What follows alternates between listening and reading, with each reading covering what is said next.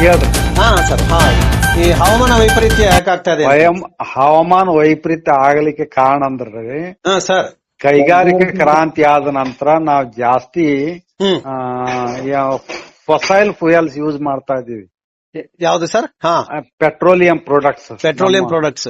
Products ಅಂದ್ರೆ ನಮ್ಮ petrol, diesel ಅದ್ರಲಿಂದ ಏನ್ ಬರ್ತಾ ವೆಹಿಕಲ್ ಆತು, ಇಂಡಸ್ಟ್ರಿಗೆ ಯೂಸ್ ಮಾಡ್ತೀವಿ. ಅದು ಏನ್ ಮಾಡ್ತೀವಿ, ಜಾಸ್ತಿ ಕಾರ್ಬನ್ ಡೈಆಕ್ಸೈಡ್ ಬಿಡ್ತೈತ್ರಿ.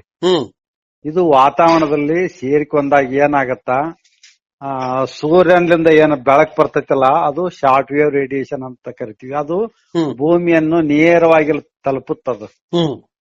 ಅದು ವಾತಾವರಣದಲ್ಲಿ ಹೀರಿಕೊಳಗಲ್ಲ. ಆದ್ರ ಭೂಮಿನೂ ಕೆಲವೊಂದು ಕಿರಣಗಳನ್ನು ಹೊರಸೂಸುತ್ತ. ಅದಕ್ಕ ನಾವು out going long wave radiation ಅಂತ ಕರಿತೀವಿ.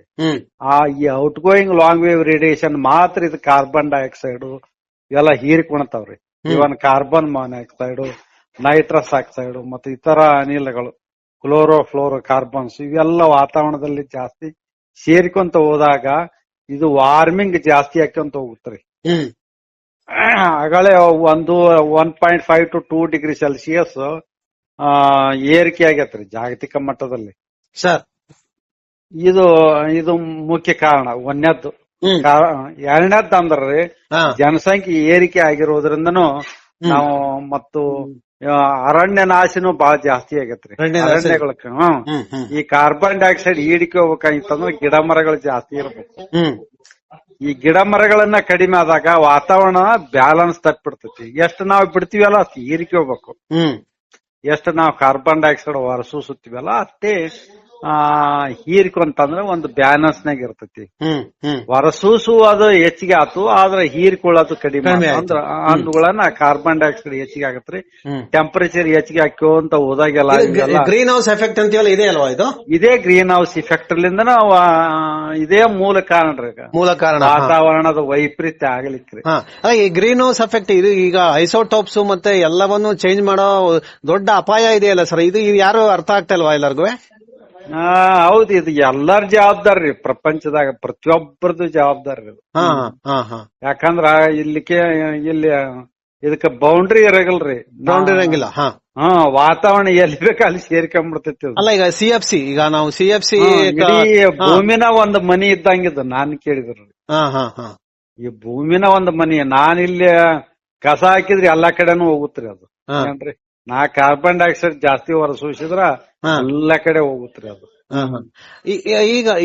ಈಗ ಪರಿಹಾರ, ಈಗ ಇದನ್ನ ನಾವು ಗ್ಲೋಬಲಿ ನಾವು ಥಿಂಕ್ ಮಾಡ್ಬೇಕಾಗಿದೆ. ಆದ್ರೆ ಈಗ ಅಮೆರಿಕ ಮತ್ತಿತರ ದೇಶಗಳು ನಮಗೂ ಈ ತ್ಯಾಜ್ಯಕ್ಕೂ ಏನು ಸಂಬಂಧವೇ ಇಲ್ಲ ಅಂತ ಹೇಳ್ತವೆ. ಇದಕ್ಕೆ ತಾವೇನ್ ಹೇಳ್ತೀರಿ ಸರ್? ಇಲ್ಲ, ಪ್ರತಿಯೊಬ್ಬರು ಇದಕ್ಕೆ ಜವಾಬ್ದಾರಿ ಅದಾರ. ಕಾರ್ಬನ್ ಡೈಆಕ್ಸೈಡ್ ಅಲ್ಲಿ ಬಿಟ್ರಂದ್ರ ವಾತಾವರಣದಲ್ಲಿ ಎಲ್ಲಾ ಕಡೆ ಸೇರಿ ಅಲ್ಲಿದು ಇಲ್ಲಿ ಬರ್ತ್ರಿ. ಅಲ್ಲಲ್ಲ, ಈಗ ತಾವು ಸರ್ಕಾರಿ ಅಧಿಕಾರಿಯರು ನಾನು ಈ ಪ್ರಶ್ನೆ ಕೇಳಬೇಕಾಗಿದೆ. ಯಾಕಂದ್ರೆ ಈಗ ನಾವೆಲ್ಲ ಈಗ ಸರ್ಕಾರ ಈಗ ಇಡೀ ಕೃಷಿ ಭೂಮಿನ ಸ್ವಾಧೀನ ಪಡಿಸ್ಕೊಂಡು ನಾವು ಟೌನ್ಶಿಪ್ ಮಾಡ್ತೀವಿ, ಕೈಗಾರಿಕಾ ಅಭಿವೃದ್ಧಿ ಮಾಡ್ತೀವಿ ಅಂತ ಹೇಳ್ತಾ ಇದಾರೆ. ಆದ್ರೆ ನಿಮ್ಗೆ ಇಡೀ ಎನ್ವೈರನ್ಮೆಂಟ್ ಇಂಬ್ಯಾಲೆನ್ಸ್ ಮಾಡ್ತಕ್ಕಂತ ಎಲ್ಲ ಪ್ರಯತ್ನ ನಡೀತಾ ಇದಾವೆ. ಇದಕ್ಕೆ ತಾವೇನ್ ಹೇಳ್ತೀರಾ ಸರ್?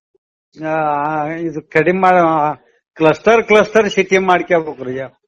ಸ್ಟ್ರೆಚ್ನ ಒಳಗ ಆಗಲಾಗ ನೀವು ಸಿಟಿ ಡೆವಲಪ್ ಮಾಡಿದ್ರಿ ಇವು ಹೀಟ್ ಐಲ್ಯಾಂಡ್ ಇಫೆಕ್ಟ್ ಆಗತ್ರಿ.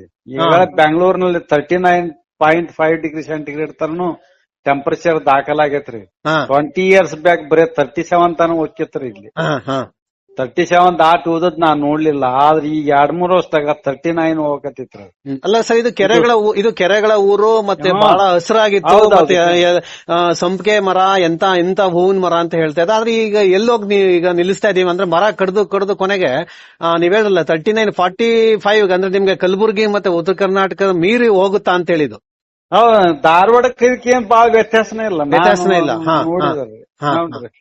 ನೋಡಿದ್ರಿ ಇದು 930 ಮೀಟರ್ ಹೈಟ್ ನಾಗ ಐತ್ರಿ. ಇದು ಸಮುದ್ರ ಮಟ್ಟದಿಂದ 1 ಕಿಲೋಮೀಟರ್ಗೆ 5-6 ಡಿಗ್ರಿ ಸೆಲ್ಸಿಯಸ್ ಕಡಿಮೆ ಆಕಂತ ಹೋಗುತ್ತೆ ಮ್ಯಾಲೆ ಹೋದಾಗೆಲ್ರಿ. ಅದಕ್ಕೆ ಇದು ಹಿಲ್ ಸ್ಟೇಷನ್ ನಾಗ ಐತ್ರಿ. ಇದು ಹಿಲ್ ಸ್ಟೇಷನ್ ಅಂತಾನ ಇದನ್ನ ಕ್ಯಾಟಗರೈಸ್ ಮಾಡಿದ್ದು. ಆದ್ರ ಹಿಲ್ ಸ್ಟೇಷನ್ ಅದು ವಾತಾವರಣ ಈಗ ಇಲ್ರಿ. ಈಗ ಬರ್ನಿಂಗ್ ಸ್ಟೇಷನ್ ಆಗಿದೆ. ಹಿಲ್ ಸ್ಟೇಷನ್ ಹೋಗಿ ಬರ್ನಿಂಗ್ ಸ್ಟೇಷನ್ ಮಾಡಿದ್ದು ರಾಜಕಾರಣಿಗಳು ಸರ್. ಇದಕ್ ಪರಿಹಾರ ಸರ್, ಇವ್ರಿಗೆ ಅರ್ಥ ಮಾಡ್ಸಾರ ಯಾರು ರಾಜಕಾರಣಿಗಳಿಗೆ? ಬರ್ನಿಂಗ್ ಸ್ಟೇಷನ್ ಮಾಡಬೇಡಿ, ಈ ರಾಜ್ಯ ಉಳಿಸಿ, ಬೆಂಗಳೂರು ಉಳಿಸಿ ಅಂತ ಕೇಳೋರು ಎಲ್ಲಾ ಸಿಟಿನೂ ಡೆವಲಪ್ ಮಾಡಿದ್ರಿ ಏನಾಗಲ್ರಿ.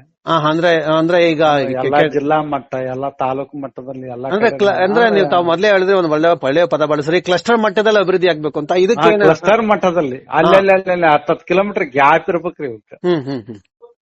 ಇಲ್ಲಿ ಒಂದು ಯಲಹಂಕ ಮಾಡಿದ್ರಿ, ಒಂದು 10 ಕಿಲೋಮೀಟರ್ ದೂರ, ಚಿಕ್ಕಬಳ್ಳಾಪುರ, ತುಮಕೂರು. ಆದ್ರೆ ಏನಾಗತ್ತ, ಅವಾಗ ಏನಾಗತ್ರಿ, ಇವೆಲ್ಲ ಟ್ರಾನ್ಸ್ಪೋರ್ಟ್, ಪೊಲ್ಯೂಷನ್ ಲೆವೆಲ್, ಎಲೆಕ್ಟ್ರಿಸಿಟಿ ಎಲ್ಲ ಕನ್ಸ್ಯೂಮ್ಷನ್ ಇವೆಲ್ಲ ಕಡಿಮೆ ಆಗತ್ತವ್ರು, ವಾಟರ್ ಸಪ್ಲೈ ಎಲ್ಲ. ಇಲ್ಲ ಇದು ಈಗ ಸ್ವತಂತ್ರ ಪೂರ್ವದಲ್ಲೇ ಮಹಾತ್ಮ ಗಾಂಧಿ ಹೇಳಿದ್ರು ಸರ್, ಸಮತೋಲನ ಅಭಿವೃದ್ಧಿ ನಾವು ಕಡೆ ನೋಡ್ಬೇಕೇ ಹೊರತು ಕೈಗಾರಿಕಾ ಕ್ರಾಂತಿ ನಿಮ್ಗೆ ಉದ್ಯೋಗ ಕೊಡುತ್ತೆ, ಆರ್ಥಿಕತೆ ಕೊಡುತ್ತೆ, ಆದ್ರೆ ನಿಮ್ಮನ್ನ ನಾಶ ಮಾಡುತ್ತೆ ಅಂತ ಹೇಳಿದ್ರು. ಸೊ ಇದು ಇವತ್ತಿಗೂ ನಮ್ಗೆ ಇನ್ನೂ ಯಾರಿಗೂ ಅರ್ಥ ಆಗಲ್ವಾ ಇದು ಅಂತ ಹೇಳಿ. ಹೌದು, ಹೇಳಿದ್ರು. ಯಾಕಂದ್ರೆ ನಾನು ಗಾಂಧಿ ಅತಿ ಹೆಚ್ಚು ನಾವು ಓದ್ತೀವಿ ಮತ್ತು ನಮ್ಮ ಚಾನಲ್ ಮೂಲಕ ಹಂಚ್ತಾ ಇದೀವಿ ಗಾಂಧಿಯ ತತ್ವಗಳನ್ನ, ಅದಕ್ಕೆ ಈ ಪ್ರಶ್ನೆ ಕೇಳ್ತಾ ಇದೀನಿ ಸರ್. ಒಳ್ಳೇದ್ರಿ. ಇದ್ರ ಮಧ್ಯೆ ಇನ್ನೊಂದು ಪ್ರಶ್ನೆ ಬರ್ತಾ ಇದೆ ಸರ್. ಈ ಅಮೆರಿಕ ಭಾರತವನ್ನ ಒಂದು ಲ್ಯಾಬೋರೇಟರಿ ಮಾಡ್ಕೊಂಡಿದೆ, ಮತ್ತೆ ಇಲ್ಲಿ ಒಂದು ಕ್ಲೌಡ್ ಸೀಡಿಂಗ್ ಮಾಡ್ತಾ ಇದಾರೆ. ಈ ಕ್ಲೌಡ್ ಸೀಡಿಂಗ್ ಇಂದ ತೊಂದರೆಗಳಾಗ್ತವೆ, ಅದರಿಂದ ಮಳೆ ಬರ್ತಾ ಇದೆ ಅಂತ ಕೂಡ ಒಂದು ವದಂತಿ ಇದೆ. ಅದಕ್ಕೆ ತಾವೇನು ಗಮನಿಸಿದ್ರಾ, ಏನ್ ಹೇಳ್ತಾರೆ ಸರ್ ಅದಕ್ಕೆ? ಈ ಇತ್ತಿತ್ಲಾಗ ಏನು ಯಾರು ಕ್ಲೌಡ್ ಸೀಡಿಂಗ್ ಮಾಡಿಲ್ರಿ. ಬಿಲ್ ಗೇಟ್ಸ್ ಒಂದು ಕಂಪನಿಯಿಂದ ಆತರ ಏನಾದ್ರು ಪ್ರಯತ್ನ ನಡೀತಾ ಇದೆ ಸರ್. ಆಂಧ್ರ ಪ್ರದೇಶ ಮತ್ತೆ ಆ ಕಡೆ ಎಲ್ಲ ಮಾಡ್ತಾ ಇದ್ದಾರೆ. ಕೃಷಿ ವಲಯವನ್ನ ಅಮೆರಿಕ ತೆಕ್ಕೆ ತಗೋಬೇಕನ್ನೋ ಪ್ರಯತ್ನ ನಡೀತಾ ಇದೆ. ಈ ಕುರಿತಂತೆ ಕ್ಲೌಡ್ ಸೀಡಿಂಗ್ ನಡೀತಾ ಇರೋದು. ಓಕೆ. Yes sir. ಸೊ ಕೊನೆಗೆ ಸರ್ಕಾರಕ್ಕೆ ಮತ್ತು ಕೃಷಿ ಅಧಿಕಾರಿಗಳಿಗೆ ಮತ್ತು ಕೈಗಾರಿಕಾ ಅಭಿವೃದ್ಧಿ ಮಾಡಂತವ್ರಿಗೆ ತಾವೇನ್ ಹೇಳ್ತೀರಾ ಸರ್ ಕೊನೆಯದಾಗಿ? ಅದ ಸಸ್ಟೈನೇಬಲ್ ಡೆವಲಪ್ಮೆಂಟ್ ಬೇಕ್ರಿ, ಅಭಿವೃದ್ಧಿ ಬೇಕ್ರಿ. ಅದ್ರ ಜೊತೆಗೆ ವಾತಾವರಣವನ್ನು ಕೂಡ ನಾವು ಅದನ್ನ ಪ್ರೊಟೆಕ್ಟ್ ಮಾಡ್ಕೋಬೇಕು. Yes sir. Thank you sir, ಮಾತಾಡಿದ ಧನ್ಯವಾದ. ನಮಸ್ಕಾರ.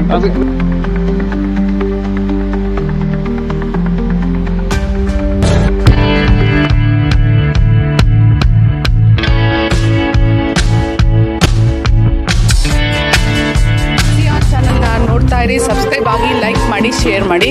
ಮುಕ್ತ ಪತ್ರಿಕೋದ್ಯಮವನ್ನು ಬೆಂಬಲಿಸಿ.